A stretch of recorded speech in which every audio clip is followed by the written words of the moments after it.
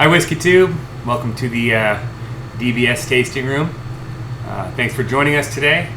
We will be looking at the Tomatin distillery and looking at their 18-year expression. They were established in 1897 in the Highlands region of Scotland, and the name Tomatin in Gaelic actually means juniper hill.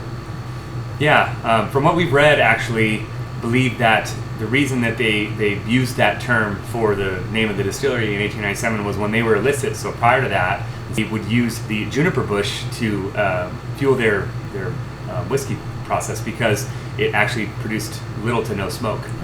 So much more efficient. I want to say efficient, but peat, obviously was the primary fuel source in Scotland at the time, and it smokes a lot. Clearly, don't know the science behind that, obviously, but that's fine. But it's an interesting little fact.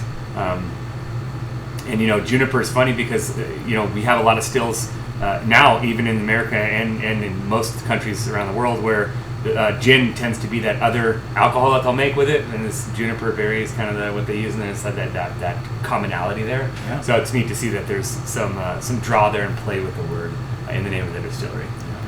All right, let's jump into the pour. Let's do it. Why not? Shall we? It's got a great color. A little lighter than some whiskeys that we've seen with this maturation, this 18-year.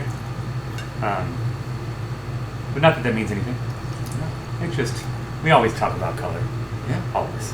No color additives. And so the Tomatin 18 is sitting at 46% ABV. And it's done, obviously, 18 years and finished in Oloroso sherry butts, so American oak for the majority of its maturation process. Don't know if it's a double oak or if they mix it and they blend it later. Again, I think you've seen some of our other podcasts where we talk about that process. This one specifically, we do know that it's done in sherry butts, so you're going to get some sweetness. You're going to get, you may not get as deep of dried fruit sweetness. You may get a little bit more ripened fruit, so some fleshy stuff. All right, let's jump into it, shall we?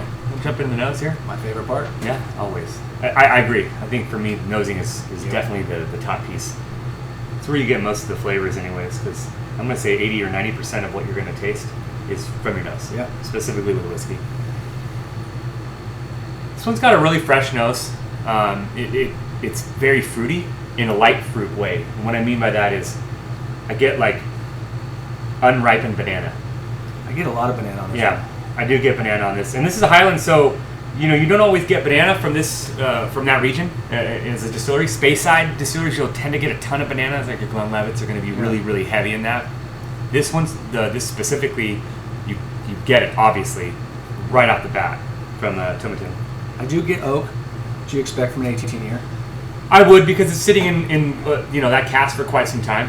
Yep. And we know it's definitely not finished for that long in sherry, and we'll talk about that specifically because of the color. So if you're watching YouTube, you can see obviously that this is a lighter whiskey. It's still got some deepness to it, some gold, some amber, but it's really, really light compared to some of the other even younger whiskeys that we've had that are done in sherry casks. This might be one of the lighter 18 years that I've seen. I agree, and it's a little odd actually. Not to be it doesn't really mean much, but it just not expected, I'm gonna say.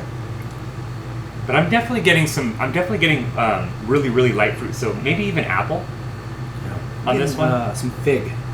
Okay, I can see that. And I'm gonna go back to apple because I'm getting like a golden delicious, like a really light fruited apple, and we're non-bitter, non-sour, just kind of sweet and mellow. Some of the brightness is probably coming from the apple. Yeah. But I'll go back to a banana is here It's the strongest. So what else are you getting out of this nose, Donnie? It's just mostly that banana. I might get a little leather, oddly enough. Yeah. For whatever reason, when I get leather, I normally get tobacco too, but I'm just getting leather on this side. Yeah, I can agree. It's a little earthy, maybe even on the nose too. Light, very light. Not a lot of nutty flavor in it, but no. And I'm not getting a ton of that the barley taste, but not at all. It's kind of prevalent. I don't know. It's light. Yeah. Let's jump into it, shall we? Yeah. Cheers.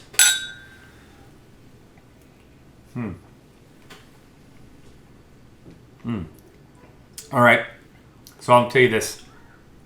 One thing that I like to do with my whiskey when I first taste it, there's a couple of things I do, is I like to chew it. I know it sounds odd for chewing whiskey.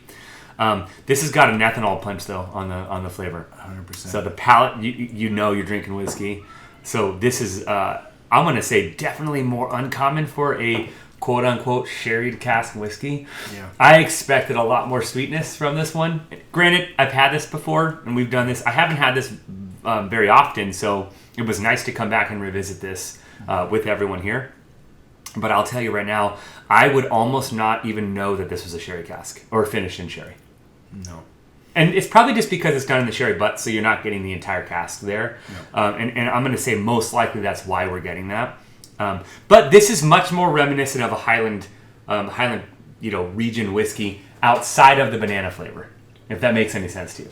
I don't get a lot of banana flavor. A lot of that was on the nose. No, I'm getting a strong chocolatey feel to it. And maybe it's the mouthfeel, but definitely a lot of chocolate for me on this.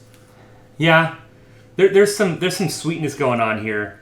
It's almost bittersweet. So the chocolate's probably a good one to pull. And I use raisins a lot in my bitterness when I talk about that, or coffee or toffee, or one of those combinations of the three. But for this one specifically, it's more like bittersweet, light chocolate too. Yeah. Not sweet enough like cake chocolate, but like you take a bite out of a piece of bittersweet chocolate. Yeah. Actual nougat. That's what I'm getting from this one. That's big time for me. I'm getting a lot of that. A little granola. Kind of lingers on. It's funny because the granola, so when I just mentioned on the nose, I don't get the barley. I get it on the taste, though, the palate there. It's earthy on the palate. It's a little vegetative almost, too. So, and that's a kind of an open word, too, but it's definitely used in the description of whiskey specifically. And when I mean a vegetative, it's like the plant-based, not a flower, because flower is very floral, it's sweet. It has this kind of, those really light notes to it. This, absolutely not. This is definitely away from that. Yeah. If I have to search for like a little bit of brightness on this thing, I'd just say maybe a little bit of orange zest. It's not a lot. Yeah, I don't know. I mean, that's a tough one. I don't get too much orange in this personally. Yeah.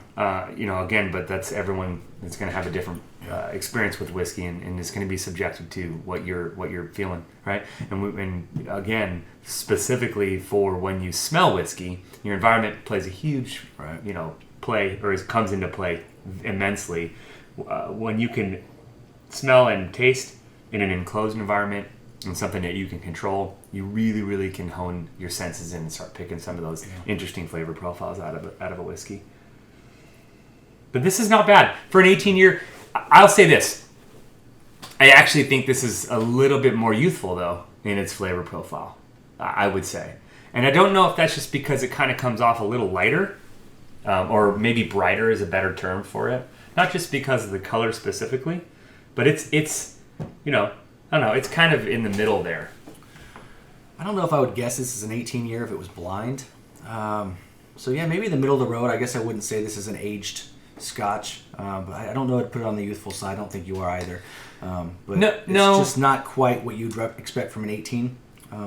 So if you use we use a scale of 1 through 5, right? So we rank things when we talk about specific nose. And I'll go over this again: nose, palate, finish, uniqueness. But when we get into the heart of our tasting profile, we talk about flavors. But we also talk about characteristics that the whiskey brings outside of the standard. What does it smell like? What does it taste like? Yeah. So we use youthful and refined, basic and complex. How the finish is, if it's creamy, if it's watery, so on and so forth. So for this one, you take a look at our profile. The note should be up somewhere on the screen now. And I want to say when I first tried this the other day, I went a little bit more refined on it, but that's like a 4 and a 3, so you're sitting kind of in the middle. For me, it takes a lot to get into that 5 category, that really like deep category for a matured whiskey. And when I talk 25. About refined flavor. Yeah. Something like that. Sure, 100%. Like we'll go back to that Glenlivet 25, which is always on the top of our, on the list of the whiskeys that we like. This is fair to put in the 3.5 range as far as the youthful versus refined. Yeah, and I don't want to categorize stuff like that because I know we do it, but there's a reason why. We do it because we like to, look at it a little bit more analytical at the end of the day. I'm going to take and say, hey, if I want to say, show me all the whiskeys that we've tried and we've ranked that are in the 4 to 5 in its either youthful or refined. It's nice to see what we've classified as a group in those categories, because then we can make better decisions when we talk about other whiskeys to try or other whiskeys that we may want to purchase or throw into our bar or throw into into that group. We can refer back to that as opposed to just saying, well, I remember when we had that the Tomatin 18 that one day or the Duchess this other day.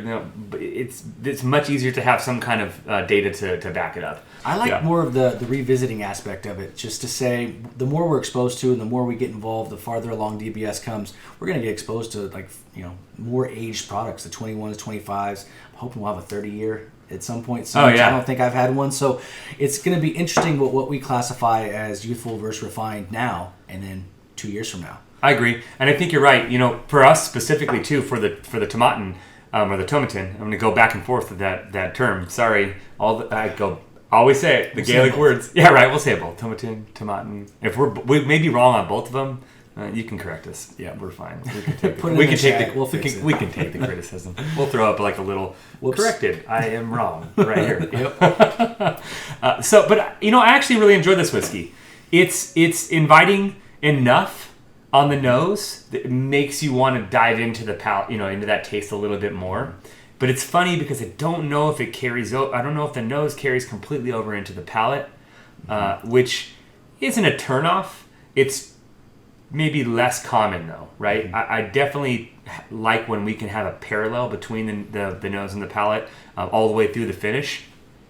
But for this one, it's a little kind of almost haphazardly put together, right? Yeah, I'm getting banana on the nose, and I'm getting some bitterness. But where's the bitterness coming from? And then I'm getting there's maybe a little bit of earthy and woody on the palate. And I'll ask you, Donnie, specifically. What do you think about the finish here? The finish here, it's middle of the road for me. It's medium bodied. It doesn't last too long, but it's not one of those really short finishes where you take a sip and you're ready for that next sip right away. This one really, to me, kind of fits where I like it. It's not my favorite, but I like it a lot when it's medium-bodied because it can go in any scenario for me. At any point of the day, if you're having your breakfast scotch, if you're having your weekend warrior, whatever it is, I feel like this can fit in any of those scenarios. I agree. This is a good fit for a daily drinker, and it's priced around. It's under 70, right? Under 70? I think I got this one for $65. Yeah, so it's a pretty good price. I mean, for an 18-year, for something that's maturated that long, that's a really good price. Yeah. And don't always let maturation be the decision-making process for you when you go and buy whiskey. Just because something says it's 30 or 25 doesn't mean it's the best whiskey in the world. It means that there's going to be some character. And sometimes those really older whiskeys actually have imparted too much wood into the flavor profile. And if you don't like that, you're going to be turned off to it. Mm-hmm. The real happy medium for us is in that 14-year range where you just had enough. I've had enough of this wood. I've kissed it enough to really pull some wood off, or that tannin out of the wood into the flavor of the profile for the whiskey, but not too far into 18, 21, 25, where it definitely the wood hits you. Well, it adds an extra layer of that complexity without pulling something away. Yeah. So if you have too much that oaky or that wood taste, it actually is going to be harder to search for some of those other tasting characteristics that you're looking for. So this one is a pretty good balance. It's definitely drying on the end. I don't know what it is with the whiskeys we've had lately, but they seem to be mismatched with the nose versus the palate, and they're either short or medium bodied, medium finish, and kind of on the drying end. I think the next video we'll have to find something real oily, something full sweet, mouthful texture or something like that. But yeah, we could always go back to the Abelauer. I mean, we can. That's like a 5 in finish because it's just long and stays. Abelauer's the best. That's the best. And and the pronunciation there, Abelauer. Abelauer. I'll get it right. Okay, I'm pretty sure that's. We'll watch some Scottish videos and ask people from Scotland directly, how do you pronounce this? I agree though, Donnie. I do think that the palate or the nose to the palate to the finish here is disjointed. This is actually the only Tomatin expression I've had so far. I've been reading about the 12-year recently, and that's looking like something I want to explore. I heard it's one of the best values you can get in Scotch. Yeah, I haven't had the 12 either. I've had the Duchess expression, and our reviews for that are somewhere around here. Yep. But I would say this is a buy. As simple as that. Yep. This is a pretty good expression from Tomatin. Yeah. Let's grab your glass. Cheers to you. Cheers to you. And from the Dram Bell Society, may you enjoy your dram 1 grain at a time.